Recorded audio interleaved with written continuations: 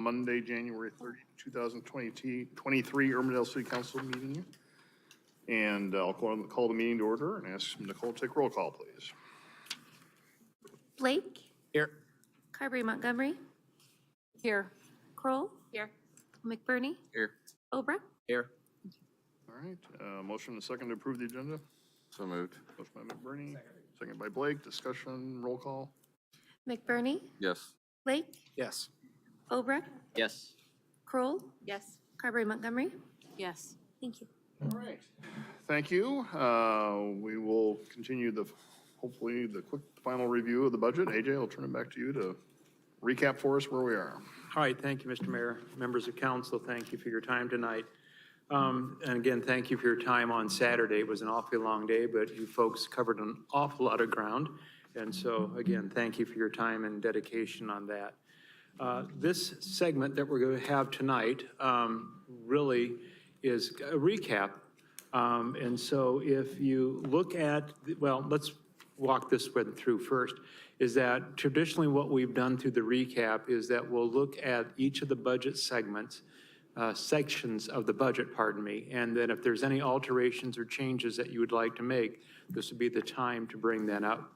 Based on the discussion that you had at the end of the meeting on Saturday, from a staff perspective, we didn't hear a lot. We did hear a discussion or desire to have at least some further discussion on adding a police officer beginning January 1st of 2024, so half of the fiscal year. And then there was some other discussion really on a monetary perspective, relatively light, concerning some Wi-Fi related issues. I think you needed to finalize your discussion on salary issues going forward for the mayor and the council. And I think that would be about it that I could see from my notes. So as I said, if there's anything else, this would be the time to review them as we'll go through the book. We'll go each section. So if there are things that you need to raise at that time, hopefully you've kept notes and have questions that you can collectively discuss among yourself and come to some conclusion. We have some additional handouts. So Nikki, if you would, please. This one we'll talk about very last. This is just our max rate levy hearing, the last piece. So he already hit on, this is the patrol officer, the cost associated with half a year of salary and the related benefits and training for that. And the other ones are all page numbered, so these are the replacement pages. Now you gotta throw out the blue ones that we gave you the first time. This is revised based on what we talked about. The road use summary page goes in the budget summaries, page 6. That's reflecting that $400,000 out of the transfers in the current year, the FY25 transfers amount, and then the current fiscal year 23 revised to help with the cash balance there. That is up in the front section. Local option sales tax. This one reflects the revision that Bridget reminded me that we needed to pull in the difference on the actual cash from 21 was fine, 22 was short. So that piece is in there. And then the rest are just the summary pages that actually go back in the sections associated with those changes. So roadway maintenance goes in the public works section, page 4. Community development, this is one we didn't talk about, but we caught an error there overtime when we merged those two departments together. We didn't pick up the code enforcement's overtime piece, so that changed from 1,000 to 16,000 to reflect both departments being in one. So that was just an error that we found. And then the last one is the mayor and councils that goes in general government. This reflects the salary changes that we talked about, just so you can see what that total is. It's lesser in the 24 budget that you're talking about, because remember this would kick in 1/1/24, which means, and you're paid a quarter, you're paid at the end of the quarter in which service has been done. So the payment in April is the only one that would actually hit that budget. The full 4 quarters would be in the next budget year, if that makes sense. So that's why it's only slightly different. Those are your orange pages.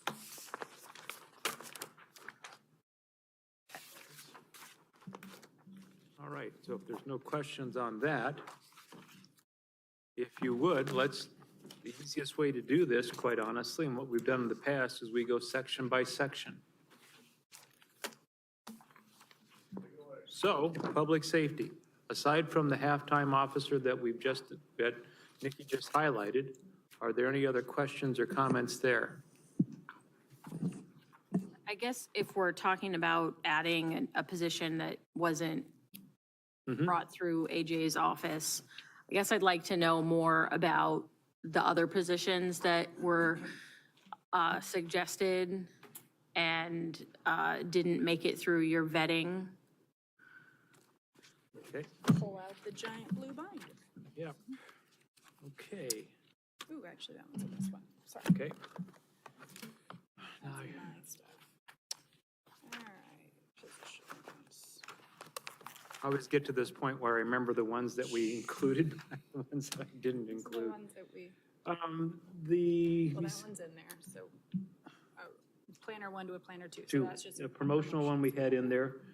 The sergeant upgrade for CID, I had no at that point in time, just because of some differences that are going on now with the sergeants and how that's going to outcome. So if they do form a union, I wanted to make sure that we didn't have anything that process, we didn't squirrel that up, if you will. So I wanted to keep that one out of there. Patrol back, So if the sergeant promoted, voted, patrol there backfill. would be a backfill as a. So that was the 2 officers, so one we did include, one we didn't, but now you're considering including halftime, one for another patrol officer. The community ed guy. Community education for fire, still at this point in time, that would, he's still working the 20 hours a week. Quite honestly, there is going to be some significant transitional issues within the fire department this year. And so I wanted to leave that for a future decision for a new chief.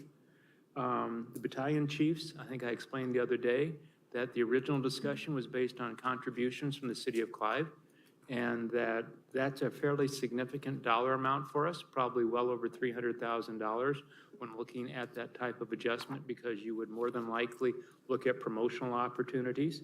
And then I looked at, quite honestly, the current structure that we have is we have a chief, we have assistant chiefs. If you were at battalions and then captains and lieutenants and then firefighters, it gave me the impression that without having that activity shared and shared not only monetarily but operationally with the city of Clive, it struck me as a bit overkill on the supervisory levels. You see, the ED specialist was included. The Hort Tech for parks was included. I'll tell you that we did look, and I think it was mentioned on Saturday, that we had the discussion about having a contractual service. And for example, that you would hire firm A to provide you a Hort Tech, that you would contract with them much like you do the right-of-way mowing. And so after a long discussion with the park staff, that they felt we would get a more consistent level of work with a Hort Tech, that we could direct that work for all the activities that we have that go beyond just the growing season as well. So that changed from a contractor discussion to the Hort Tech, which was included. The recreation, community ed. Community engagement. Community the longest engagement, title. recreation for the parks and recreation. I put no on that one just because, again, depending upon the outcome of the vote in March, certainly is going to shape some of that discussion as we move forward. Engineering planner, whatever that final title, as we determined based on our recruitment opportunities, was included. The housing inspector, no at this point in time. Based on the discussions I had with the department and what I've seen out there, I'd like to see how that all from the housing environment, it tends to be slowing down a bit. I just want to get a better feel on that before we add another person. Also for the inspections, again, the construction area seems to be slowing down. I wanted to get a more of a broader perspective as far as time. HR specialist we included, and as the clerk administrator specialist we included. So that was my rationale. Okay. My other question is, I know it's at the bottom of one of these pages, what 1 cent means. $38,000. $38,000. So, since we didn't really talk about adding this police officer, Adam just threw it out at the end of the meeting. I'd like to have a conversation about, I mean, if we have the funds to add a police officer, do we have the funds to lower our levy? Yes, so this, if you still have the one that's the fund balance usage, it's in my pile here somewhere. Sideways one with the orange somewhere in my piles. The sideways one that has fund balance usage, oh yeah, it kind of looks like that, but mine's in black and white. Not the one in big font. I know, not my giant one, sorry, should have reprinted that in readable font as Fund well. performance goals? No. No, Big 11 by 17 one. No, it says 1222, 127. If some, this now, small guy. that's valuations, Small one. that's where the 38 cents is, but this is where we're talking about how much fund balance you've got and how much we're using. Yeah, that's right. So effectively, the proposed changes that you've got, there wouldn't be, yeah, there you go, that one, the one that looks like that. Sorry, mine's in black and white. So within that fund balance, so that all of the items that we've talked about today are all in the general fund. So if you can decipher the tiny writing on there, the top section is the current fiscal year that we are in. So we would end with about $20 million in the general fund, which is 53% of operating expenditures. So this fiscal year should use add to it $1.2 million. And because we talked about that the positions have been open so long in police, that's largely what's feeding this. And then, so in the budget that we're setting, that's that middle section. So we're using fund balance there, and it's still gonna draw us down, but it would just, any of these changes that you make will just increase that number. So we're still well into the 40s. This is actually a revised version from even what you guys have, based on the Senate study bill hearing today. That is really gonna go through. So we have to assume that we're going to lose that, 901,000 is the net loss that we will see. And so, I wasn't paying attention to what happened today. so this is the deal with the multi-residential properties got consolidated into residential, so they're taxed at that new rollback rate as residential. And they came forward saying, well, yes, they should be taxed at the rollback rate, but yet we didn't want to take them into account in the actual cap, the 3% cap on residential growth. So if you back them out, we lose 2% of our valuation. So instead of being taxed at 56%, residential should have been taxed at 54%. So it's like 1.8 something, something. 1.8%. So we lose a huge number, but that equates in revenue loss of 901. So this, I revised it just to see what kind of impact that would be. It still would leave us, so we would be burning about 1.9 million in fund balance usage, which still arrives at about 42%. So we're still able to absorb it. Still not necessarily recommending that we change the levy associated with that because we're in a good position. We can absorb it, most cities will not, but that's best guess. You'll go from 53 to 42 with that change? Yeah, so we would end this year at 53.35, and we would end at 42. Do you have a revised page of that we can get? I can sure have my lovely staff make you a copy of that right now. Thank you. I don't know, where's the document camera work? I'm sorry? Does the document camera work, Addison? Oh, yeah, Well, but I'd like to get a hard copy though. Yeah, just so we can see it right now. we'll get you a hard copy as well. Maybe. So part of the discussion on the Senate bill also was that could you delay implementation since the state is the one that sets the rollback and that this was part of the 2012 Tax Reform Act that they passed. And I was not able to make the hearing or sit on it, but Nikki did, and the comments were, no, we're going to proceed with this, that we're going to make the changes and that there's those of you who are dependent upon this, those of you who are impacted, make your adjustments now because you have up to 2 weeks to make some changes. Yeah, effectively, that was the, think- we're here to protect the residential taxpayer, and they made several good cases. There was representatives from many cities and counties, as well as assessors saying, but it is residential, why would you not include it? But they effectively said, yep, but we're still gonna do it. So I think it will go through. So this is what we wanted to make sure what the number would look like, if we had to absorb that. So that is, it's still really small. I apologize. We will get that blown up a bit for you, but, so it does change it, but it still leaves us in a healthy position. We are always conservative on our revenue number, so we do tend to overachieve in that area, under in expenses and typically over in revenue, but this is worst case scenario, I would say. This also does not include the changes that we talked about today. I didn't put the patrol officer in because I just wanted, you just asked what it would cost to do that, and it affects a lot of lines throughout the notes, so I wanted to make sure we were doing that before I rolled it all the way through. But 81,000 would be the net impact of that.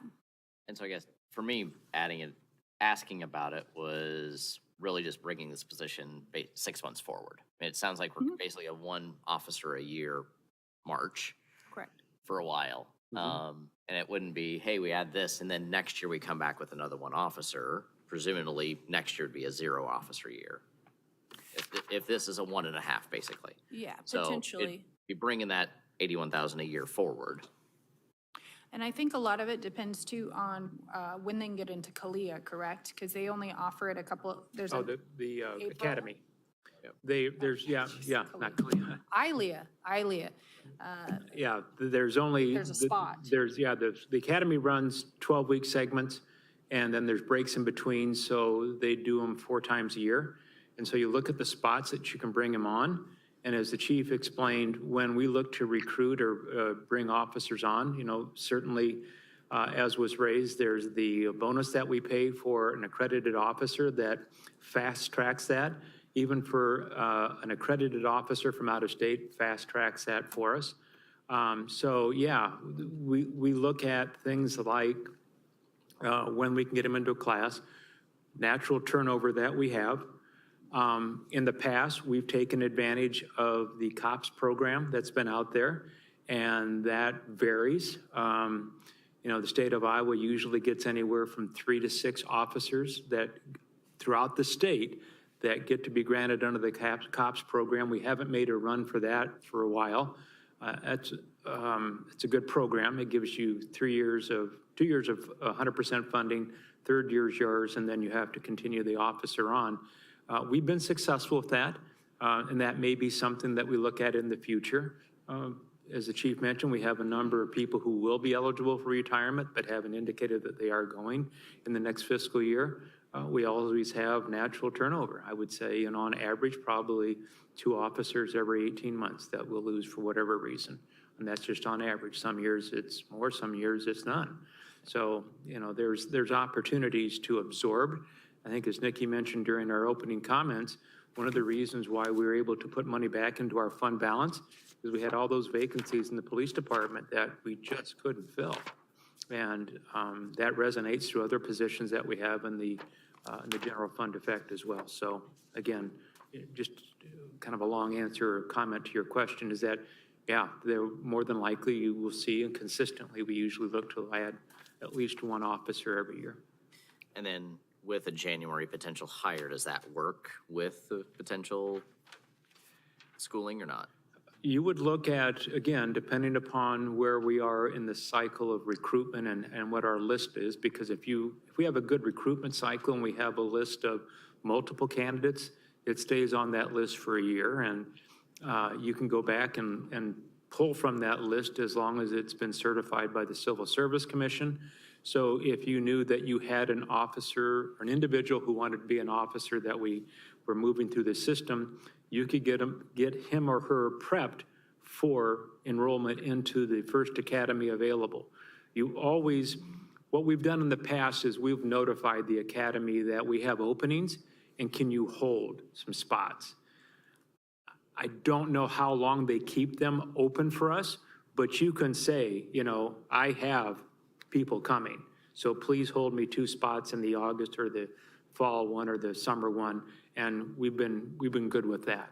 But there is a limit to the number of people that they can have there.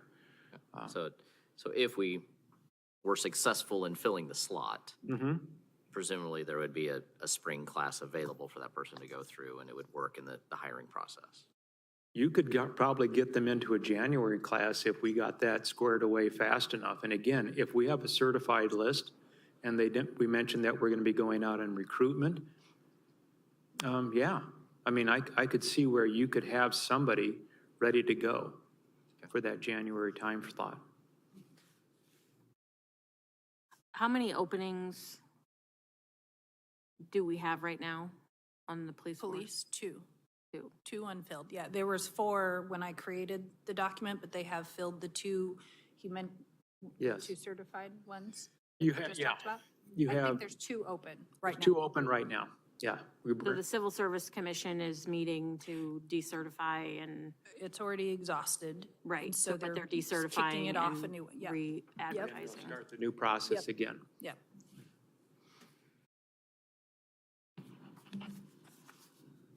So if we're approving 1 for July, in the budget July right now. hire, So that would go to the So that would August be academy.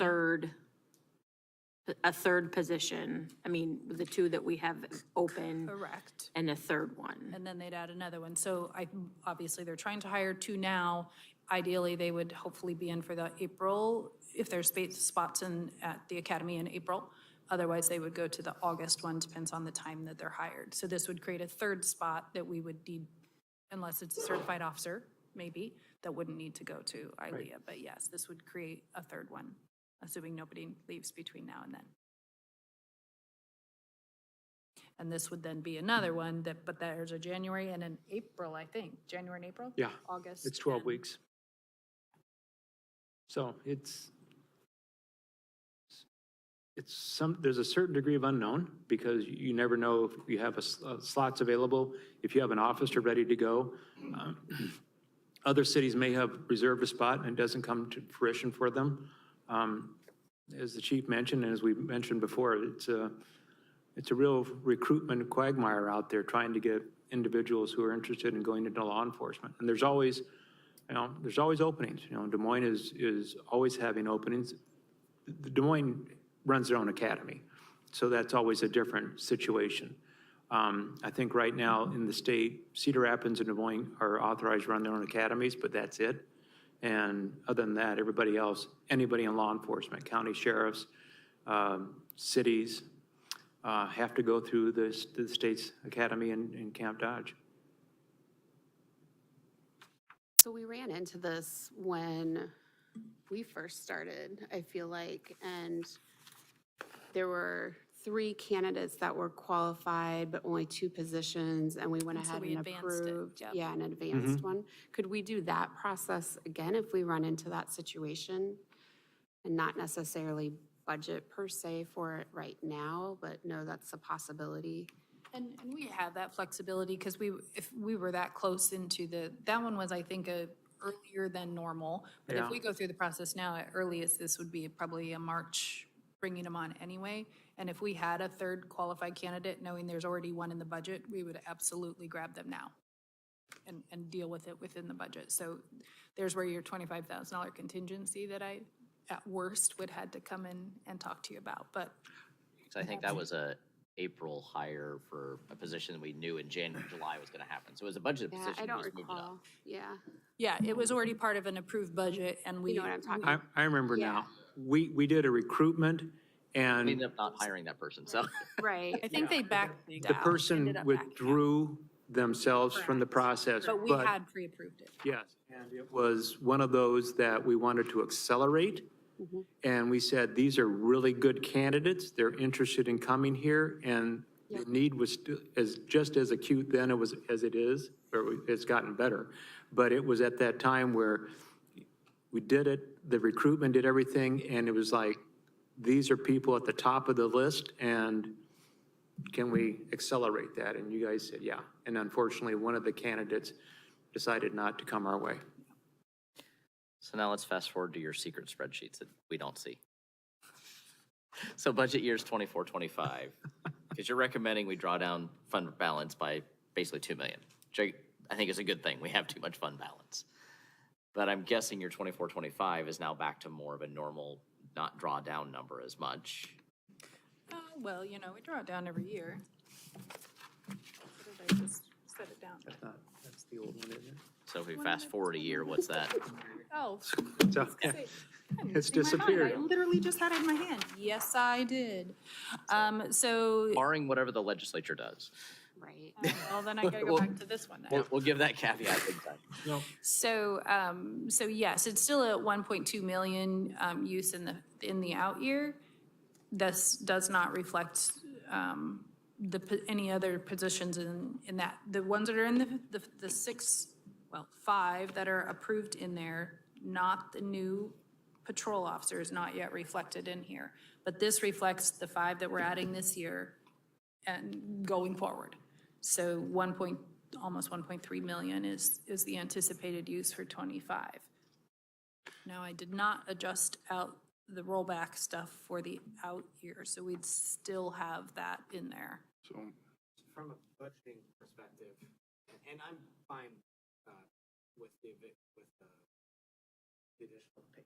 spending that down. How low do you want that to get before we well, don't drop? that's where I was gonna go. I mean, our fiscal performance goals say 25% is our absolute minimum, and I agree with that. I understand the reason why for that, and then we should not do that, but we've crept up from where we used to be in the high 20s to 45, 42, 45, 50% now. And I think along the same line, I think our fund balance is, I mean, I get it. I know we want to be conservative, but Yeah, usually, I mean, that 30 to 35 is kind of our happy spot. That gives us enough fluctuation that we're not too far above it, but creeping up. And but we're in the it's mid to high vacancies. 40s now, though. Absolutely, but that's nothing that we've had really strong revenues and a ton of vacancies. So it's all on the expense side. I mean, I'm trying to spend it, I promise. So what would our fund balance be if we were at 30%? At the bottom of that rate, I can tell you how much it is for 25%. Okay. So I mean, it's a significant number. You're million effectively dropping it in half from today's dollars. But if we got, say, we went and paid off $11 million of the bonds with the money or doing something like that, then Yeah. next year we'd be in trouble because we're looking at another $1.3 million negative. Absolutely. And the year Yes. after that, year 26, are we still looking at a negative? Yeah, we would have to be raising the rate in 25 for sure. Can you say that again? We would have to raise the levy with what we've added on, but that's assuming no new positions in the out year too. So that's why yes, there's a cushion and it seems like a high number, but this allows us to do it in incremental pieces. So 24 is probably the last year that we're not lowering the levy. The only reason we didn't lower it this year is because we can't pay off any debt. We didn't use the lost funds for it. We're switching it to capitals because the costs went up so much. Hopefully that will catch us back up and we would be able to continue to lower the debt service, but the people cost is going to keep growing. The savings side is on the debt service. We can lower the levy, though. I mean, Good, yeah. In the short term, but we'll have to take it right back up in 25. I mean, ultimately, had we been fully staffed, we would not be sitting here at that. So that's my conservative side of, had we actually been fully staffed, we would not be sitting at 53%. I mean, we should have used all of that, but I mean, we're under almost $2 million in public safety expenses because I can't get people. And we haven't eliminated any positions. Correct. So if we were fully staffed, we would have hit pretty darn close. We would have still added, because we had really good revenue still in building permits. That's our big one. Building permits are still really strong. That's going to start tapering off. So that's kind of our perfect storm here in 23 is I had a ton of positions open and really good revenue coming in general fund. So that's where it's a little bit of temperance of, yeah, but the storm is going to end. This is probably, and 8% valuation growth. I mean, that's great, other than I'm going to lose 2%. So. And I guess also, so with the fund balance, if the downtown projects come forth and we find, instead of $1.5 million, we got $4 million worth of great projects, that's a spot we could go to as the fund balance and say, yes, these are worthy enough for us to. Yes, to for spend out of. one-time things is fund balance type items, and that's exactly what they were talking today about in the hearing is, yes, but you don't want to use reserves to fund something that this is going to be permanent, this rollback thing. So absolutely, if you have a one-time stuff, we've done that maybe 8 years ago that we paid off general fund backed bonds. We used fund balance to go ahead and retire those. So we have some options if you wanted to do a one-time burn down. But we're talking about staffing in those positions. Those need to be supported by the levy. That's our operations. That's what we would need to do. So, I mean, if there's heartburn over the fund balance number as a result of that, but you can't scrape off what would have been spent on core operations, is what I would, does that make sense? Yes. Or that's my caution, I guess, for you, is we're gonna have to bring it back up. Hopefully, local option sales tax will come back to start paying off some bonds next year, and we can continue to help offset that, but the cost of people will continue to go up. And we had 14 positions requested for this year, and we only put so many forward. And for the last several years, we brought anywhere from 3 to 6 positions on. And they've been justified. They've continued to provide service levels to the residents. So we're always going to be in that kind of conundrum as we grow and the service levels demand get higher. And I will tell you that we have a bond referendum in March. If that passes, there will be other positions that will be brought in. Now, there will be some revenue brought in to offset some of those expenses, but we're going to have a general fund subsidy for that operation because we'll have program people. And we look at other, again, police and fire. We look at, Tim Stovey said that he wasn't going to need anybody in his operations. That's predominantly road use tax, but we've had some issues there. So it is that balancing game that we look at, trying to keep enough in reserves that gives us that flexibility. We've also, in our discussions we've had internally, and I've had them externally, is that what's the rollback going to do next year? They're talking about the rollback going down to 46, 47%. And again, that's just discussion that we've heard from a variety of sources that says this could happen. So again, the rollback is critical for us as it's applied against the property valuations. Yeah, valuations will likely go way up, but rollback's probably gonna come down. Yeah, so they could offset it, CSF, yeah. And so there's always that mystery, if you will, and not wanting to get caught in a position where you're going to have to fluctuate your tax rates up and down. And it got back to my earlier comment I made on Saturday. There's a desire, at least how I've approached things, is to keep a steadiness to that. And there's always an explanation to it, and depending upon the audience, depending upon how they receive it, quite honestly.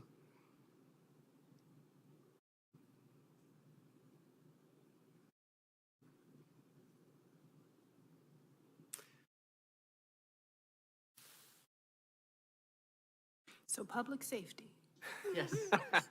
Well, so I think just timing wise, like I said, if we add an officer 6 months early, I think our fund balance can handle it. And it pulls into next year that maybe not add an officer in the 25 budget because of it. But I think it's something we can absorb with a very healthy fund balance. Do we talk do we talk this, or do we talk dropping the rate? How do we attack that fund balance a little bit? So I guess I was doing this because their call volume is way up. If we do have a slowdown in other parts, police, unfortunately, is one of the first places to see an increase in call volume when we do see slowdowns too, so. Oh, and financial slowdown. I guess I wouldn't want to, if we vote to approve this, to preclude your acceptance of the chief's request for another position if it's justified next year. Oh, no, I mean, that's something, quite honestly, I deal with from a year-to-year perspective.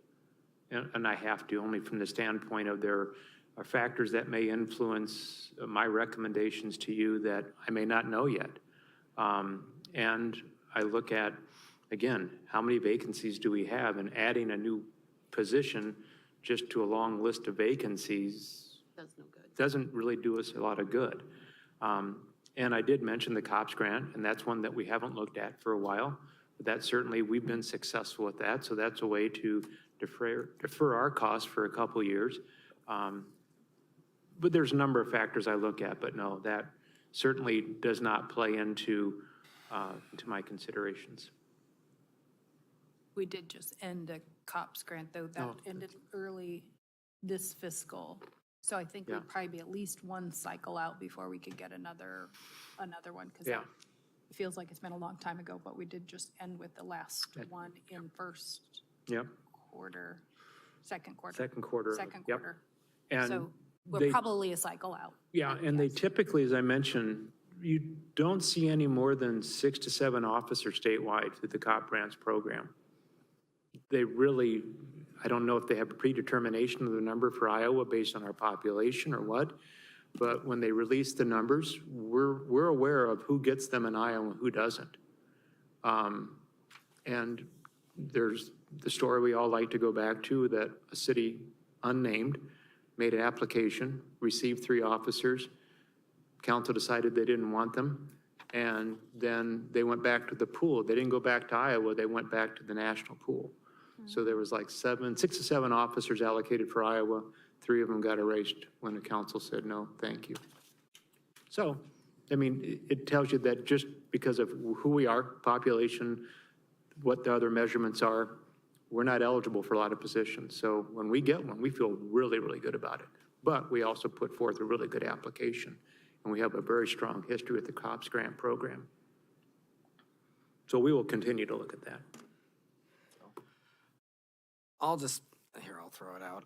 I'm fine with adding the half and moving it up. Whether we have applicants or not, I'm okay with it. I do believe that we got to spend that fund balance some way. I think this is a fine way of doing it. And frankly, I'm a little hesitant to lower the levy because of all the unknowns with what's going on at the legislature and what's going forward and all these other things. So I would, if we're going to spend the fund balance, I'd rather do it on personnel versus, because again, if we're capped at 3% growth or something, and I would rather not fiddle with that more than we have to. So I'm fine with adding the half at this time. Yeah, I'm good with adding the half as well. I think that along with the changes that could potentially be occurring at the legislature, we also have to face the reality that as a city, we run lean. Like, we run leaner than most cities, and thankfully we have an exceptional staff of very experienced individuals who keep us running on a smaller than average staff. But realistically, we're gonna start losing some of that experience over time, just because that's the nature of the beast. And I don't know how that's going to affect our service, and I don't know what we're going to have to do to accommodate that. I just the current climate, I don't want to lower any. I don't want to lower it and then have to raise it again. And I think I said the exact same thing during last year's budget session. So. Well, Matt's point is well taken too, as far as what could happen on annual growth. I guess I hadn't considered that part of it. The legislature implements that. If we lower it this year and then we're somehow capped, that's a very good point. So We could do the opposite, raise it by $5 and see what happens. Yeah. That's a joke, everybody, that's a joke, but, no, I'd rather keep it the same. yeah, so we can, I think this year, as much as I'd like to lower it, I think we need to keep our powder dry a little bit too, so.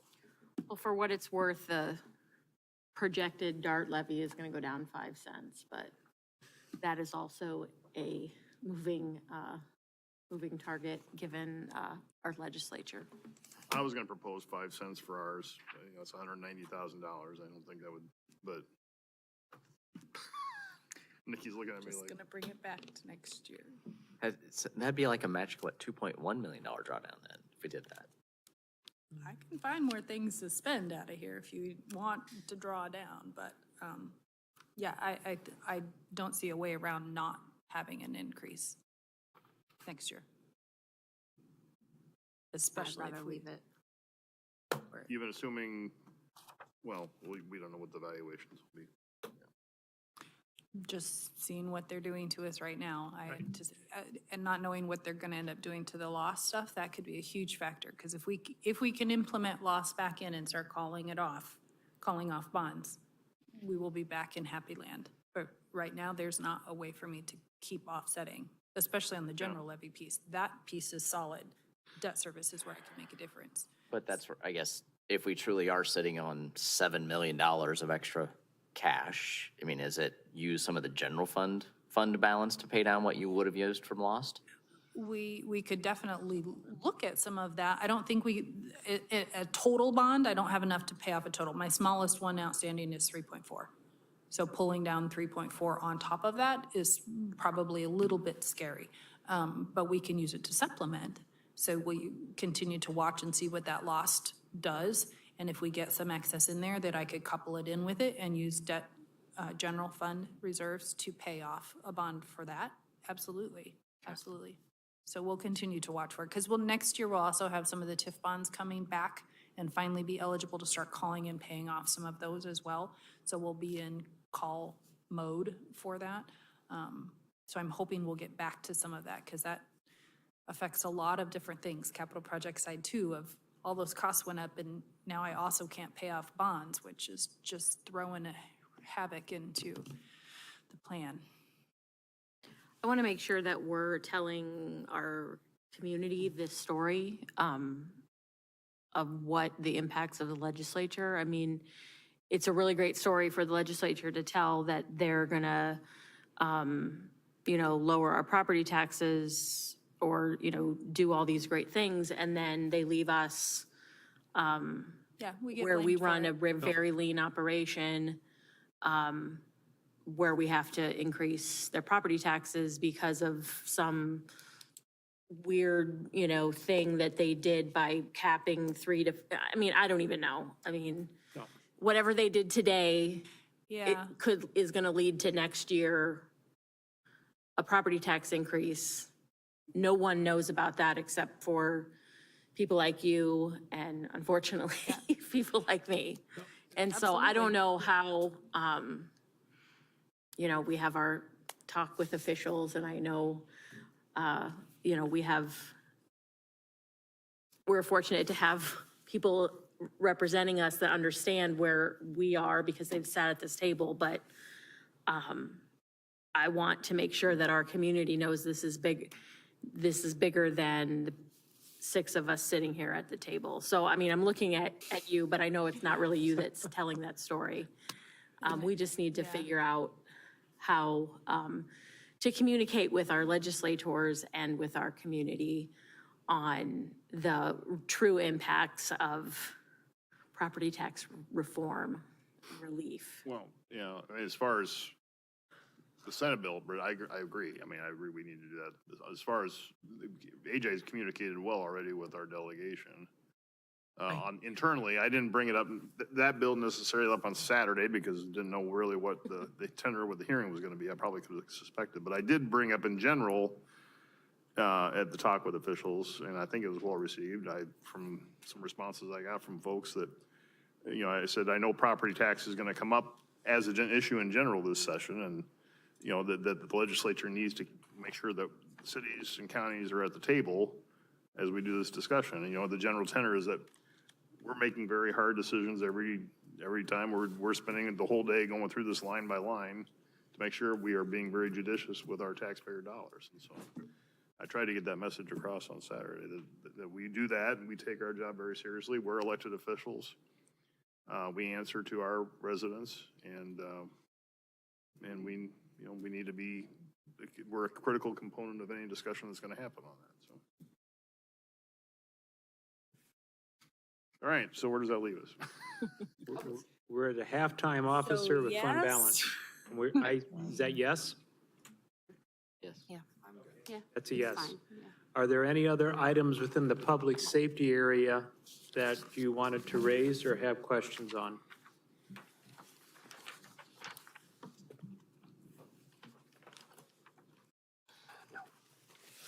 Going, gone.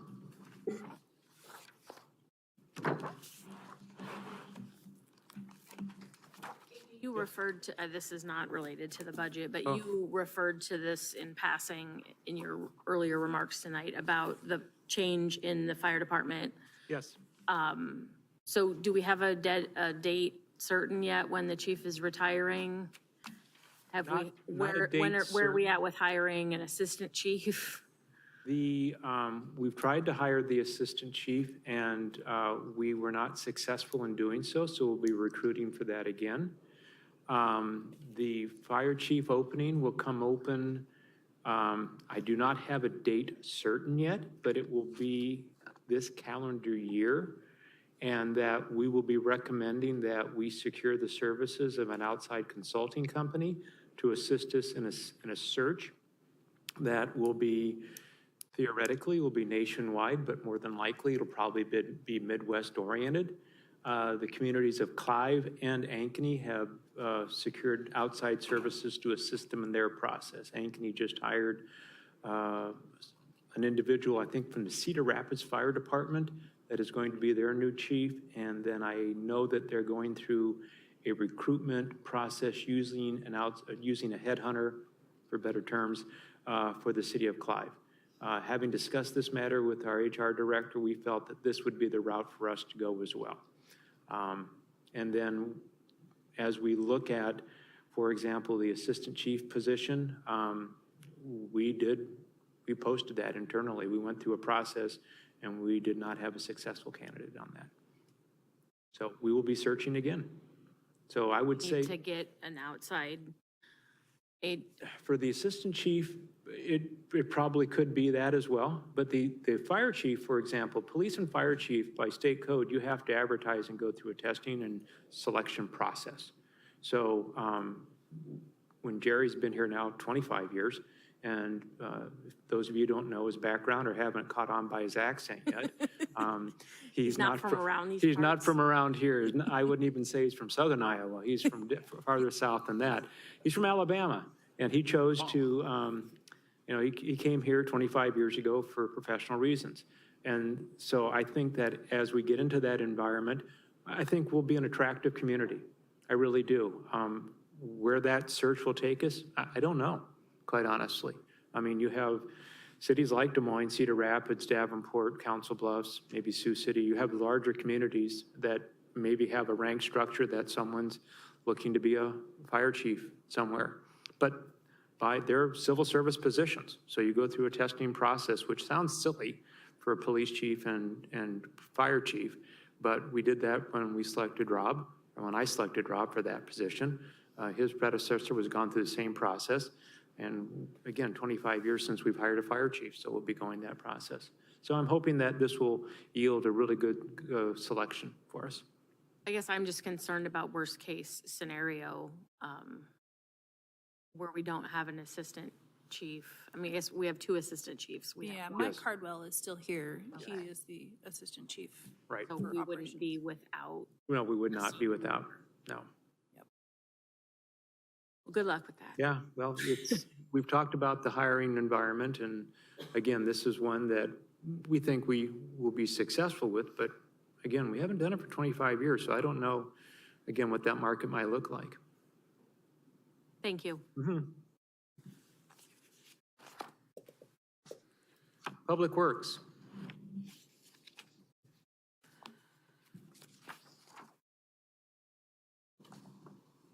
We talked about the position in engineering, so we'll be looking to see how we score there as far as getting someone interested to joining us.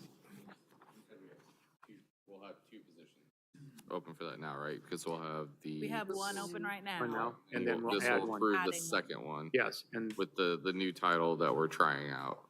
correct. Whatever, yes, whatever fits best. I built it in at the higher level so they have freedom to get that if they can snag it, but it could be lower as a planner type position. Okay. We talked about somebody in a transportation planning environment as kind of this is what we'd like at a minimum, but we'd like someone with a little bit more engineering experience that even if they're at as John explained, you have the engineering degree, but you still have to go through the steps before you get to be a PE, that would be a desirable as well.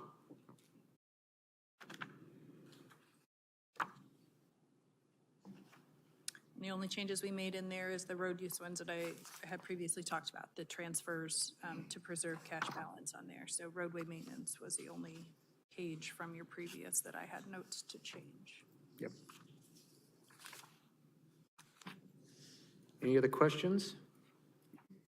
All right, health and social services.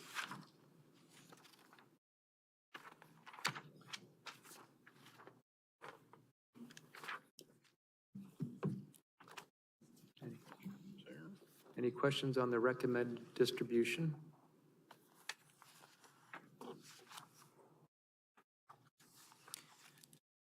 The one clarification, we had started to talk about, we do the 2080s with them. Is there any desire, obviously, just as a reminder, the 2080, I tell them, here's what you get, here's what it can be spent for, and then any reporting requirements back. Is there any desire for anything to be added to that uniquely? We started that conversation about how best to deal with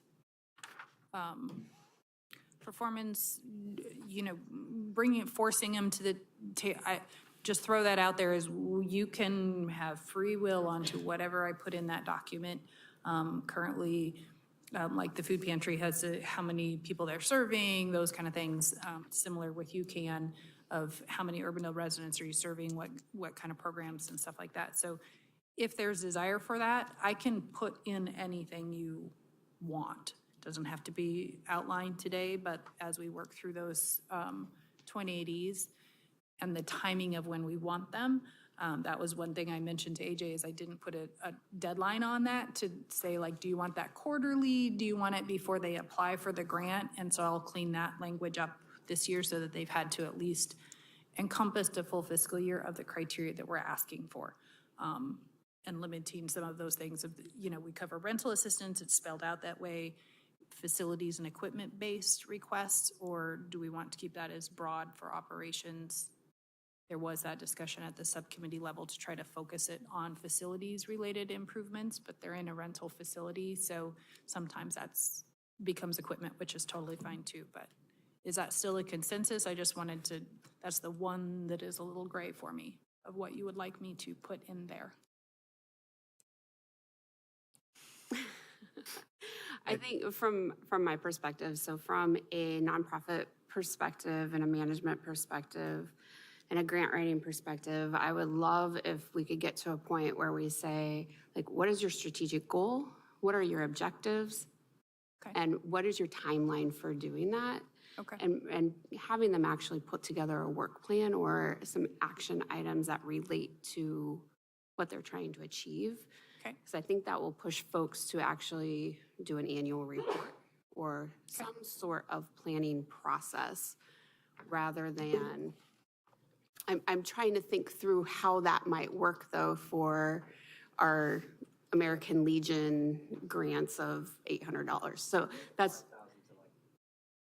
4th of July. But you could do that in the sense of. I think you can do this, limit it to these health. Because those are and social operational things. services. They literally turn in a receipt. So the ones that are buying a thing, I'm not super concerned about those. It's more of the ones that we have as a general operational stuff. We're providing them rental assistance and buying things. I like the thought, but maybe it's a fair warning, future grants will require this. Exactly, Okay. yeah.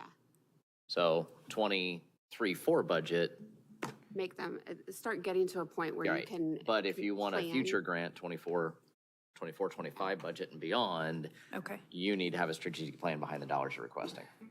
So with the grant process that they apply for next year, They know that in Okay. advance. Yes, because it will take them. to be considered. 3 yes. to 6 months to go through. I mean, it'll take a good solid 2 to 3 months to find someone to help them with a strategic plan process and 3 to 6 months, if not 9 months to actually do it. But even if We it's probably want to give them awareness of this now. when we award them this money. and be Yeah, like, and "Hey, again, As soon as the budget's approved, typically I let them know, hey, this is what you were awarded, because technically, as soon as we adopt the budget, they can incur the expense, I just can't pay it till July 1.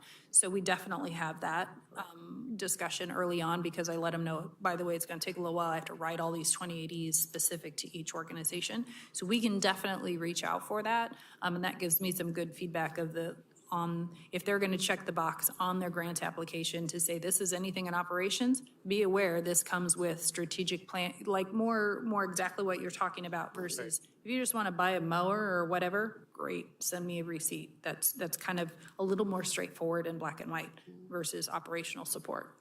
I would just like to get them to a point where there's planning involved and some Yeah. intentionality. No. Perfect, thank you. That's kind of what I was hearing. We wanted that, but I'm not sure how to incorporate that into this next one. So, okay, I will adjust for that. So when Make they sure they know submit it. their request in December for your consideration, as they do, They'll they- have to have they'll all have that to have turned in. something like that. Okay, We can perfect. certainly put some language together for you.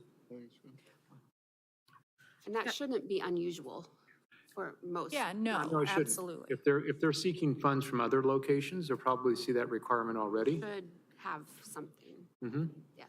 So, I apologize for not asking this on Saturday. It was late, I think, in the day when we got to this section. So previously, like the Section 8 housing support, the Metro Home Improvement, that had been under Community Development and the Civil Rights Commission. And I think in our discussions last year or the previous year, I had suggested that we kind of bring all that stuff under this umbrella to say, hey, this is how much we're spending as a city on housing and not having it spread out throughout the budget.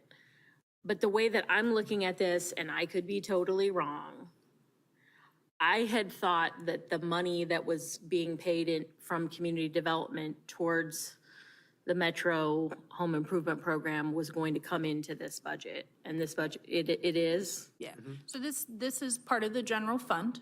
So Okay. if you look at the first page, HSS forward, so you can see at the grand total of it, so it's more than just the 350,000 that we transfer in from Lost. That's for the new and exciting things that you guys are doing.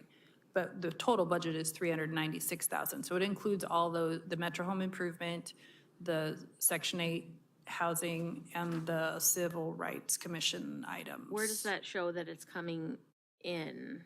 Well, it's in the same fund, so it's just paid by the general levy. Okay. So it's in the same fund, so I can't move money, but it's Okay. part of the general levy, just But like it's it was not there. being paid out of the 10? It's not the lost. The As lost the money. lost money. Right. And then, That is the only piece you see come in as a transfer, because that's held in a different fund. and the transfer out, is that the MAC?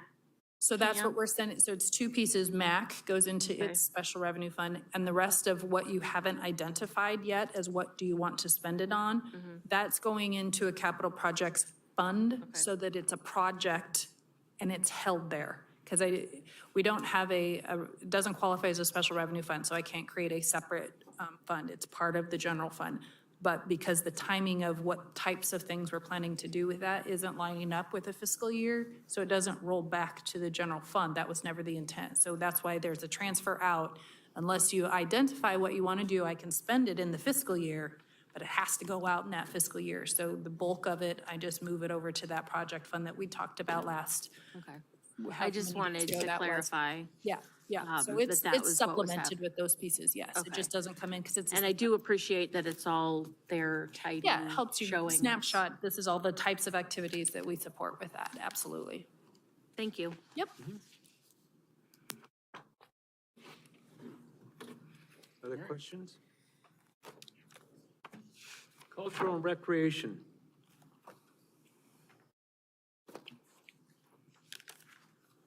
Again, library and all of the parks and recreation activities.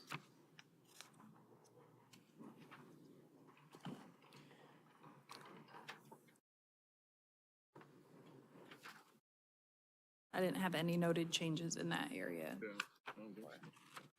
Okay. Community and economic development.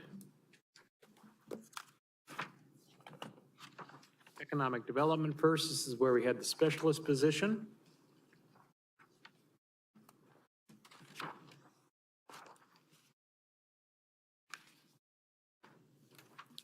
And other than that $16,000 overtime adjustment that was the error, that's the only change that I reflected in here.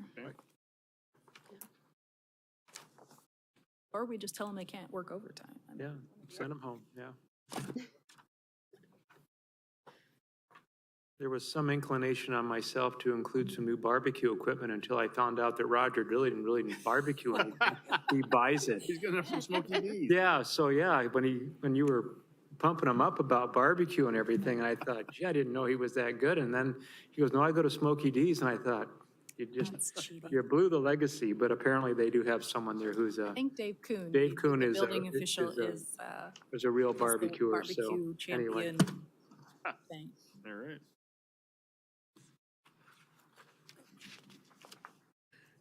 Any other discussion, relevant discussion on community development or economic development, I should say?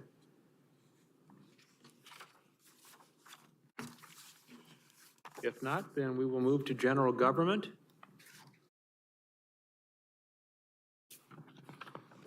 The first segment would be the mayor and council. I think you had a fairly robust discussion on salaries related to where you wanted to see that go into the next fiscal year, or beginning January 1st of '24, pardon me. So where we had it at, our notes are at 15,000 for the mayor, 8,500 for council members. There was also some discussion about the ability to have some type of built-in adjustment. And we've done some research, and Nikki's made some contact. City of Waukee has this. They sent this their material, and we'll take a look at that and see if, again, I want to run it by our city attorney. Again, I didn't see anything when I read the state code about you can build in these automatic adjustments. Again, not anything that we've done, like we said, in 7 years. And my other experience in other communities has been just a specific adjustment that lasts for 1, 2, 3 years or whatever it might be. And they purposely come back and look at it. But we can certainly confirm that that is maybe a possibility, that you could include that type of language through a resolution, as did Waukee, that would say, as you set the salary, then it makes some other adjustment automatically, but we want to confirm that. Theirs was through ordinance. Oh, through ordinance, Yeah, I'm They sorry. ended up doing an ordinance Yes. to do it, but they do have the CPIU.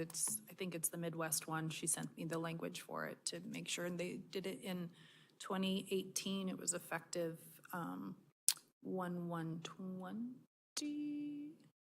It's been through a cycle. That's what, so has it been tested, and It would be, that's what she said. So they definitely have it. I also did inquire on the updates for the other metro communities that we had talked about, just to confirm, was this right, to make sure I had updated information. And the Bondurant did indicate they are also raising theirs, but they had not determined an amount. But theirs is $6,200 and $125 for council members. So obviously theirs needs to be upped, but they have it, and Clive also has the CPI adjustment, but she was not around when they did that, so she didn't have the basis, but she thought it came from Waukee as well. So I think that they're probably both in that same ordinance that I have. So those were all correct. Nikki, I was just going to note, I saw in the Waukee one that it has a not less than 1, no greater than 3, so that was, as you guys were talking about. Yeah, yeah, there is the barriers on that, the 1 and 3. So when it's negative, it would still go to 1. So they have filtered that in. So from the time this one was run, their current rate on council is $85.80 with the CPI that's gone up twice, and mayor is $15.012.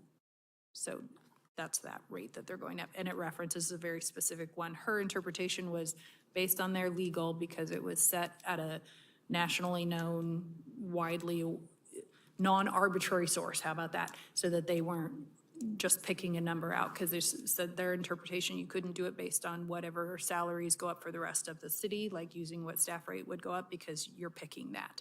So that it couldn't float with that, but their legal was the one that wrote it, and she said, so I sure hope it's legal, and we haven't been challenged on it. So that's what I got. Okay.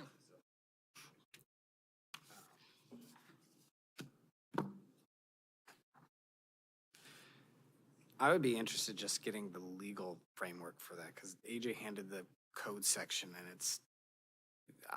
I would be curious to see how they do that. I'd be At the happy. very interesting, just at the very least, even if we don't implement it, I'd be interesting to see the underlying legal framework for them to do that. Yep. So, There was no legal opinion, it was just the ordinance itself, that's what I have, but I can whether they absolutely just forward that to automatically do you. it every 2 years, like they do it each year and then it's only updated every 2 years, like, or it's. Nope, it's every year. She Okay. confirmed that, because I said, is it setting it and then only in the pre-election year that it changes? And she said, nope, he said the way it's worded is it allows it to change every year, because that's what they've been doing. So, I will forward it to you, myself to so that legal idea. I would like to see the commentary. underlying-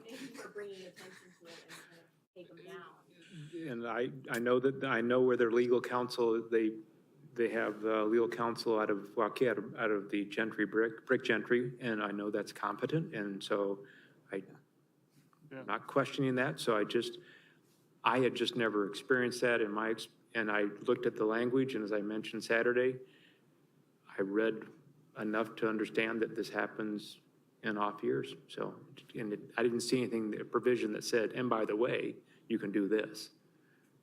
So I don't know how those things are interpreted, and I know when to stop making comments on it. I just forwarded it to you all, so you can see what that would be like. At this point, all we would need to do is do this piece of it, and if we find that that is something. it Is an would have to option go for through you the to ordinance consider? Process Yep. anyway, so. Yep. So we would have a thorough piece of that, but at this time, it's built in there with those dollar amounts, and as I pointed out, it's only 1/4 payment, since that is paid in arrears, so that is reflected there, but then the out year is the full salary of both, all 4 quarters.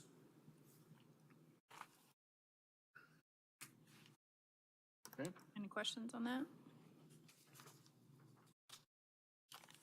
And we did leave in this all 6 in on the DC trip to allow that flexibility that if you want to go, there's the opportunity to go. Okay.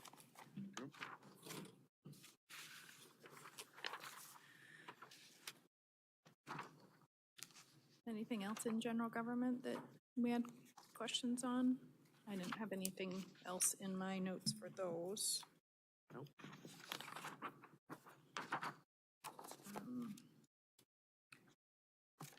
And then I guess all the special revenue funds, contingency debt. Yes, yeah. So contingency, at what point does that number not be 100 grand? When you tell me you want it to be something else.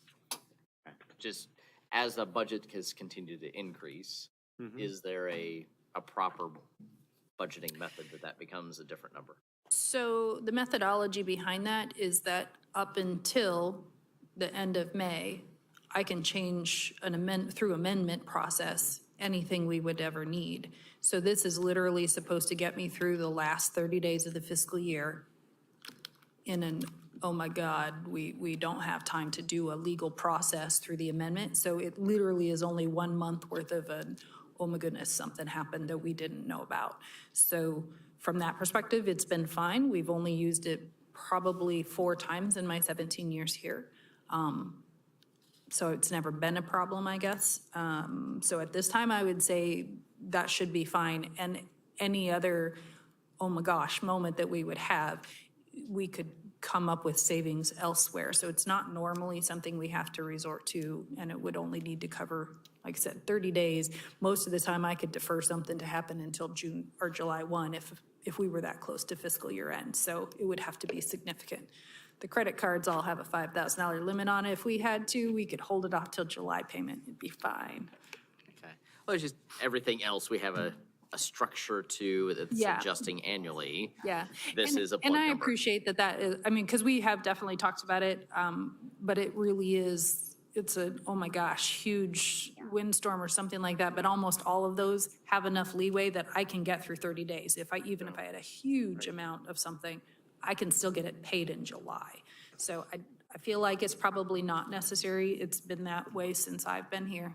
It's And used so and infrequently. Yeah, it's really, really infrequent. Truly for the emergencies. When you have had to use it, how much of that did you have to use? So the one, when I first got here, like 2 years in, we had a lemon of a fire truck that needed it's like a transmission or something huge that we spent only the 25,000. But yeah, you guys tell me That was about that. oh my God, literally, we have to get this thing back in operation.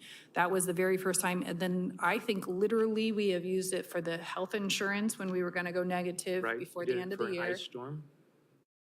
Is that an ice storm? No, I don't think we ended up, we amended for that, but we Okay. didn't have to use contingency.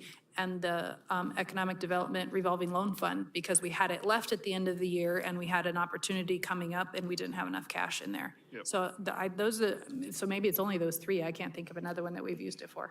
Yeah, again, Not very often. not very often. Again, the last one was the economic development, and that was leveraging our money with the county. Does that, remember? Yeah, in the county and the Des Moines Partnership, and we were making monies available, was it pandemic related? Yep. Small That's it. business Thank loans, you. yeah. Yeah, But it wasn't even the whole thing, I don't think. It was, Just a portion. Oh, it's Yeah. 100, ours was 105,000. I think we used 25 out of the council and the remainder from yeah, contingency. yeah. Yeah, and- So it's kind of depends. I mean, like for an actual, oh my gosh, thing, it was the 25,000 out of the public safety is the first one that was like I literally have a bill to pay for that kind of a thing, so. We've definitely had large unanticipated expenditures, but. Oh, by absolutely, but in 99% time to do we an can amend- amendment. we can do by Yes, amendment, yeah. absolutely. We amend at least once a year. And I try to delay it as far as I can so that I know I can snag it all in one. Twice maybe in 17 years, we've had to do it multiple times, always related to a debt item. So if we did one in December to call and escrow all of the TIF bonds, so we needed to retire all of those ahead of time. Instance will be Merle Hay project. If that comes up, I'm gonna I can sell the debt, but I can't send them a check. It's all about the expenses. Revenue can come in all day long, and we don't have to do anything with it. But expenses, nope. Those legal functions, these tabs, that's what I'm held to. So as long as somewhere within those departments, even if can move police is gonna go over, but fire has a ton of money left, together, they haven't exceeded the budget. Right. So that's why we try to By wait category, and do yeah. it by category. So, yep. I've got a question. I think it's out of human resources. So, this is my fourth year on the council, but really I feel like it's much shorter because of COVID and not having a lot of the things that the city normally does. So I know in years past, we discussed like employee appreciation events. And that's something that I think is very important, especially if we have a little disposable money like it sounds like we might.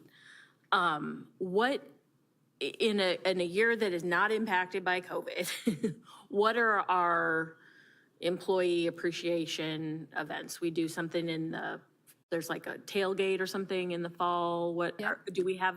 The grill and chill. Grill and chills, we bring those on probably two times Twice a a year. year, Okay. yeah. We do one in the fall, one in the spring, and we, sometimes we'll have a program with it, but the predominance of the reason really is you bring everybody in, you have lunch provided for them, then, we have some outdoor activities, and it really is just an opportunity between, certain hours that you come to get a free meal on us, and we say thank you.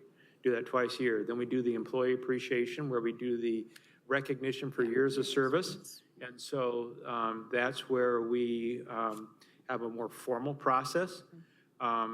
We've engaged a little bit more, and it's not really employees, but, the Veterans Day celebration we did recently, I think that will now shift over to what we're doing now than what it was at the senior center. We do wellness events, we do challenges, we do a whole host of things like that we try to engage our employees, mostly in health-related or wellness-related activities. But we do have those essentially 3 times a year where we bring them in. It certainly doesn't mean that we can't do it more frequently, but we can certainly challenge the HR department to come up with something. I think, something for the employees, something fun, something that they can celebrate their employment with us. We're not beyond that. We've been kind of fit to our comfortable groove here, and it seems to be well received by our employees. Well, I guess, where I come from as a former city employee and, you know, just, I think that it's important at any opportunity that we can, because our success is the success of our employees, to let them know that, you know, we appreciate them, whether it, you know, free food is always good, but, you know, anything that we can do. So I guess, you know, and I don't think it's costly, you know, it's terribly costly. So, you know, I guess I would say, you know, tell Aaron that, you know, maybe see if we can figure out a way to add another event or. No, I think that would be fine. I Yeah, can, it costs less than $2,000. We always have them catered from wherever. The employee appreciation one has the plaques of areas, so it's every 5 years you get something different. That one is a little more costly just because of the cost of the things that we hand out, but We were gonna do pancakes at one time, I think, didn't we? Then we pulled back. that was because of COVID. pre-pandemic that we gonna we do were that. getting it geared to go, and then the pandemic, Yeah. but it was going to be, I don't know if it was in lieu of, if it was going to be a combination of the employee service awards, or if it was just going to be a thank you that you folks had initiated, and we were going to structure it that with some minimal outside help, that the 6 of you would be in charge, that you would be flipping pancakes and Pancakes, serving yeah. coffee and all that I think good it was stuff. after the ice, you know, after winter season, if I recall, and then Yeah. pandemic hit. Yeah, it was something, More of a drive-through, wasn't it? Drive-through pancake pickup. It was something, because it was a morning something because we were It's trying to like a get 7, something 7:30 in the outside. morning. I yeah, believe that it is was, true. it was going to be available for those who wanted to eat, and then some that just wanted to drive through if their shifts or whatever it was going to be. So we can reinstitute that depending upon your cooking skills. You know, I'm good at serving. Free you're food good at is, serving. free food is always good. Yeah. And We they got always serving, we come got when we do coffee. that. Okay, we Yeah. got 2 of wanna those put that- knocked down. We would have the directors provide assistance as well. But no, if you'd like to do something like that, certainly we can challenge that with, Do you want to put it under our budget and then make it something that's specifically coming from us? We have, employee recognition does fall under yours already. Oh, So you already pay for it, actually. It is in the awards and plaques. We had, Oh, no, maybe actually, maybe it is in hers. The service awards are charged out of there. right. Yeah, the awards and, I'm just looking under human resources, they have employee service recognition, the There it meal is, at yeah. 2,500. I'm assuming some type That's of the- a that is- breakfast, Yeah, a breakfast event would probably be in the same area. right. The Yeah. retirements are the ones that Oh, come out of theirs. yes. So, So- yeah, staff retirements. citizen 2,500, recognition, yeah. $3,000 would probably do you, because we'd use our facility, of course, at Giovanetti. And Yeah, we because the can- wellness program is what normally provides the grill and chill as part of the wellness, Mm-hmm. because we had like health screenings at one of them. oh, yeah, we So offer That's how it's bean always been paid burgers for. or something ridiculously healthy for you or something, but I can see you're excited about it. well, no, I have members of our staff that think that having alternative meat items is pretty good. And then there are other members of the staff that say, if it's not meat, why worry, or why even have it? So we have an ongoing debate internally about that. I mean, you can have both. Well, we do have both, yeah, and so doesn't it preclude becomes the that. Then it becomes the, tell me which basket they're in so I don't take the wrong one. So that They would never discussion has know. happened, yeah. Yeah, but I think if we could add another, under the employee meal, you could put another $2,500 in there. Yep. And that would certainly, so if we can add that then, all right. You know, Adam, I'm thinking our high school students, rather than having a coin, they would prefer to have breakfast. That might be, I mean, Yeah, I guess, something yeah, to think about too. the Like, commemorative item, which is a yet-to-be-determined item, is Yeah. more that 5 years from now, they still see it, so.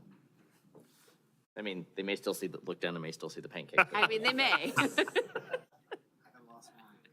But they might actually like remember an event better than something that they, eventually throw somewhere or put. So I Yeah. excited to see what staff comes up with for an item, Yeah. of what that looks like. But I think, yeah, extra money to do a council employee appreciation that's specifically from the council, I think is a good idea. So, We can get you aprons, we got you covered. We can make you guys Yeah. Nice hats. Just don't ask me to ice skate and we're okay, so. No. I've done that before in other communities, and it's been very well received when the council's there and people get to come in and see you, say hello, and you guys get to say thank you, and I get a kick out of, someone coming around filling their coffee cup, and so it works. And truly, I mean, I can't tell you how many employees have come up to me just at the employee recognition luncheon, the service luncheon, that thank you, and they're genuine about it. I mean, Yeah. so it is truly appreciated. In all seriousness, I would agree with the mayor that we get a lot of positive comments about that. Okay, I like it. thank you. It's a city employee, always a city employee. Well, I mean, if you know Chris Hensley, she's always dressed to the nines. And seeing her, behind the grill with the apron is, To be seen. it is a sight to be seen. And you don't forget, you don't forget it. I mean, not, she's just one of a kind. So I don't think anyone will say that about me, but no, I mean, you remember it though. Yeah, Sure. Again, and those experiences, Yeah. yeah. It connects. It makes that connection between you folks and the employees. And the mayor's right. We get positive comments. They genuinely appreciate having the mayor there and, having his picture taken with them and being recognized with their peers. So it's great. It's always very well received. Okay, so we can add that at 2,500.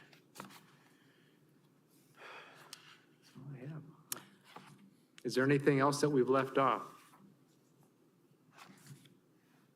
I don't think so. Red zone out. All right, last step is, so this is your next piece that will come to you. This is the max rate levy hearing. This one will come on the next council meeting. We will set the date for the public hearing. This will be published sometime between the 1st and the 10th. And then, so we will have the actual public hearing on the last one in February. This has to have a supermajority vote because you're over 2%. So it's our exact 8.29 valuation growth, keeping the levy the same. This is what will be published. Remember, this is the one that is confusing because it doesn't include debt service. So if you get questions about it, that's why I write it in the bottom, but I guarantee nobody. Can you get creative with the font? Nope. Bolding, nothing. Nope. Very, very specific. And yes, you have to like bifocal it down to the 6-point font to see, but I do lay it out. The total is still 1001. It includes $1.44. So I'm trying to help you out to avoid questions, but they don't read that part. If somebody questions it, that's what it is. It doesn't include, we are not raising from 857 to the 1001. It's always going to be 1001, but legally we can only present these levies. So this comes out first. We do the hearing on the second one in February. Once piece is approved by supermajority, then we'll right behind it set the date for the public hearing on the regular budget. That is planned to be March 7th. At that one, we have one extra meeting built in for the Register published this in West Des Moines, or whatever may happen that has happened in the past. We always give ourselves one cushion meeting in case we would need to have some republishing issue. And then we would have it adopted on the 7th. So that's what the process looks like. Next steps. Any questions on that? You'll also start seeing all the debt items start coming through. So those will start on the 7th as well, and coming through for the pre-levy. So we do the authorization for this is what our not to exceed number is going to be. We get the authorization to do those upcoming bond issues. That feeds into the $1.44. They just kind of happen in sync with the budget. So those things have to be approved prior to the budget. So you have authorization to do the projects that are in the document that you approve. It's kind of this whole little stepping stone piece to authorize that expenditure of something we don't have yet. So those pieces will be coming through as well. So you'll see a lot of procedural things on the next several meetings. That's all I have. Anything else? All right. Anything else for the good of the order? Thank you, everybody. Thanks for some great input and for taking time. Thanks to staff. Yeah. Thank you guys for giving us a well-prepared budget again this year. We stand adjourned. Thank you. Thank you. Thank you all. Thank you guys for your time, too.